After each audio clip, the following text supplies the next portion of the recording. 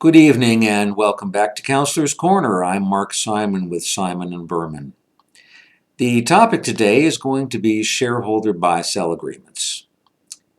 Typically, when a corporation is initially organized, it is most common to simply elect directors and officers and issue stock to those persons that actually fund and thus own the business.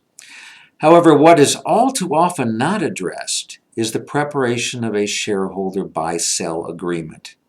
This type of an agreement, which you must understand is totally distinct from corporate bylaws, the rules and regulations of a company, must and should be prepared well prior to it ever being needed.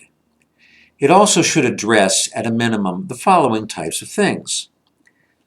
Number one, what stock transfers a shareholder should be permitted to make. For example, can they transfer shares to their living trust without having to first offer shares of stock to the other shareholders or the corporation? Number two, before the sale of your shares to an outside third party, do the other stockholders have rights of first refusal?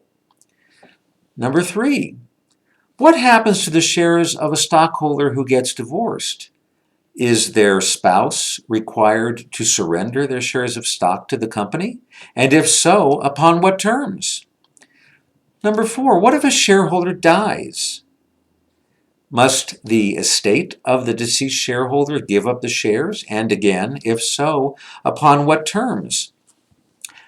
What happens if a shareholder becomes mentally or physically disabled or incapacitated?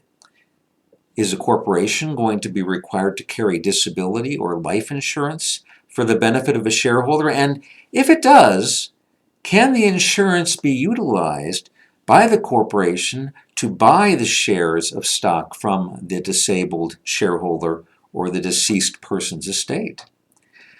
How is the purchase price for the shares going to be determined? Further, does the price have to all be paid in full, or can it be possible to give a note for a down payment and pay the rest in installments? And what happens if a shareholder violates the terms of the buy-sell agreement? What are the rights of the other stockholders? These are only some of many questions and problems that may result and can be resolved by a well-drafted shareholder buy-sell agreement. Please call us to discuss these matters further, and thank you again for joining me on Counselor's Corner.